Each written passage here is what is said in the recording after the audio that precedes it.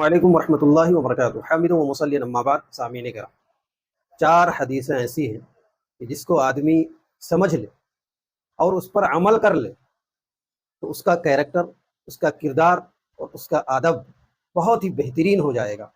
وہ شخص بلند اخلاق پر فائز ہو جائے گا۔ پہلی حدیث ہے ضبط اللسان کے تعلق سے، یعنی زبان کی حفاظت کرنا۔ اللہ کے رسول صلی اللہ علیہ وسلم نے فرمایا، من کان یؤمن باللہ والیوم الآخر، کہ جو شخص تم میں سے اللہ اور یوم آخرت پر ایمان رکھتا ہے، فلیقل خیرا او لیصمت، چاہیے کہ وہ اچھی بات کہے یا پھر خاموشی اختیار کرے۔ اللہ کے رسول صلی اللہ علیہ وسلم نے زبان کی حفاظت کی بات کہی کہ بندہ اپنے زبان کو کنٹرول میں رکھے، بولنا ہو تو اچھی بات بولے، ورنہ پھر خاموشی اختیار کرنا اس کے لیے بہتر ہے۔ اسی لیے اللہ کے رسول صلی اللہ علیہ وسلم نے ایک دوسری جگہ فرمایا کہ جو شخص زبان اور شرمگاہ کی ضمانت دے دے، میں اس کے لیے جنت کی ضمانت دیتا ہوں۔ جب انسان زبان کو کنٹرول رکھے گا، بری باتیں اپنی زبان سے ادا نہیں کرے گا، تو اس کا مطلب یہ ہے کہ وہ غیبت نہیں کرے گا، کسی کی چغلخوری نہیں کرے گا، کسی کا مذاق نہیں اڑائے گا، کسی کو برے القاب سے ملقب نہیں کرے گا، جھوٹ نہیں بولے گا، گالی گلوج نہیں کرے گا، اور اس طرح کی جتنی بھی برائیاں ہیں جو زبان سے ادا ہوتی ہیں، ان تمام برائیوں سے بچ جائے گا۔ تو آپ سوچئے، اگر انسان صرف اچھی بات بولے اور ان تمام قسم کی برائیوں سے اپنے زبان کو بچا لے تو وہ کتنے بلند اخلاق پر فائز ہو جائے گا۔ دوسری حدیث ترک الفضول کے بارے میں، یعنی بیکار چیزوں کو چھوڑ دینا۔ اللہ کے رسول صلی اللہ علیہ وسلم نے فرمایا، من حسن اسلام المرء ترکہ ما لا یعنی، کسی شخص کے اسلام کی خوبی میں سے یہ ہے، یعنی اگر کوئی شخص مسلمان ہے تو اس کے اسلام کی خوبی یہ ہے کہ وہ ایسی چیزوں کو چھوڑ دے جو بیکار ہیں، فضول ہیں، لا یعنی ہیں، ان تمام چیزوں کو چھوڑ دے۔ فضول اور بیکار چیزوں کو چھوڑ دینا یہ ایک مسلمان کے اسلام کی خوبی اللہ کے رسول صلی اللہ علیہ وسلم نے بتلائی۔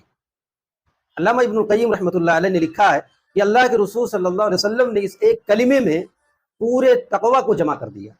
پورے تقوی کو اللہ کے رسول صلی اللہ علیہ وسلم نے جمع کر دیا۔ یہ جو چھوڑ دینا ہے یہ تمام قسم کو شامل ہے، تمام چیزوں کو عام ہے۔ جیسے بات کرنا، آدمی فضول بات یا بیکار قسم کی باتیں چھوڑ دے، نہ کرے۔ اسی طرح سے دیکھنا، اگر کوئی لایانی چیز ہے، فضول چیز ہے، اس کی طرف نہ دیکھیں۔ اسی طرح سے سننا، لایانی اور فضول چیزیں ہیں اس کو نہ سنیں۔ اسی طرح سے چلنا ہے، لایانی اور فضول چیزیں ہیں اس کی طرف چل کر کے نہ جائے۔ اسی طرح سے پکڑنا ہے، لایانی اور فضول چیزیں ہیں اس کو نہ پکڑیں۔ یا اسی طرح سے ہر وہ چیز، ہر حرکات اور سکنات، چاہے وہ ظاہر ہیں یا باطن ہیں، اگر وہ فضول اور بیکار ہیں تو ان چیزوں کو چھوڑ دیں۔ اسی طرح سے ہر قسم کے حرکات و سکنات، چاہے وہ ظاہر ہوں یا باطن ہوں، ان کو مکمل طور پر چھوڑ دے تو یقیناً یہ انسان کے اسلام کی خوبصورتی میں سے اور اس کے محاسن میں سے ہیں۔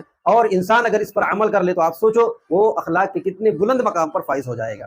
تیسری حدیث نفس کے کنٹرول کے تعلق سے، ایک آدمی نے نبی کریم صلی اللہ علیہ وسلم سے فرمایا، اللہ کے رسول آپ مجھے وصیت کر دیجیے، اوصینی، آپ مجھے وصیت کر دیجیے۔ تو اللہ کے رسول صلی اللہ علیہ وسلم نے فرمایا، لا تغضب، غصہ نہ کر، فردد مرارا، اس آدمی نے بار بار دہرایا، اللہ کے رسول مجھے وصیت کیجیے۔ تو اللہ کے رسول بار بار کہتے، لا تغضب، غصہ نہ کر، یعنی اپنے نفس پر کنٹرول رکھ۔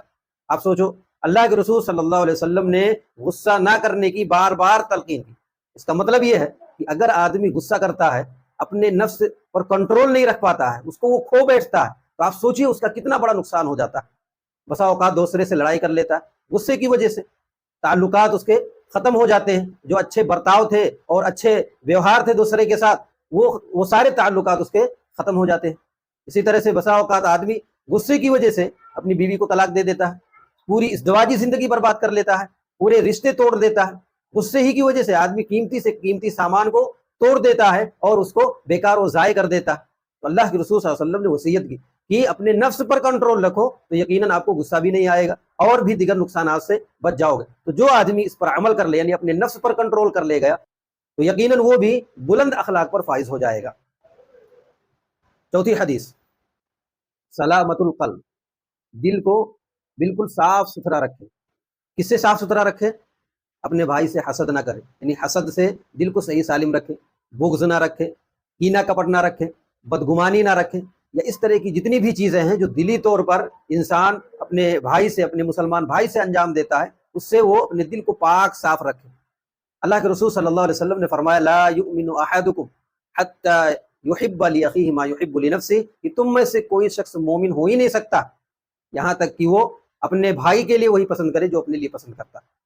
جب انسان کے اندر یہ کوالٹی پائی جائے گی کہ اپنے بھائی کے لیے جو پسند ہے، جو اپنے لیے پسند کرتا ہے وہ اپنے بھائی کے لیے بھی پسند کرنے لگے، تو یقیناً وہ کبھی بھی اپنے بھائی سے حسد نہیں کر سکتا، اپنے بھائی سے بدگمان نہیں ہو سکتا، اپنے بھائی سے کینہ و کپٹ نہیں رکھ سکتا۔ تو آپ سوچیے اگر یہ چیز کسی انسان کے اندر پائی جائے تو وہ اخلاق کتنے برے بلند اخلاق پر وہ فائز ہو سکتا ہے۔ تو یہ 4 حدیثیں ہیں کہ جس انسان نے اس کو حفظ کر لیا، یاد کر لیا، اچھے سے سمجھ لیا اور اس پر عمل کر لیا، یقیناً وہ بلند اخلاق پر فائز ہو جائے گا، اس کا کیریکٹر اور کردار بہت اعلیٰ ہو جائے گا، اور اس کے اندر ادب جو ہے کوٹ کوٹ کر بھر جائے گا۔ اللہ رب العالمین ہم تمام لوگوں کو ان 4 حدیثوں پر عمل کرنے کی توفیق عطا فرما، آمین۔ والسلام علیکم ورحمۃ اللہ وبرکاتہ۔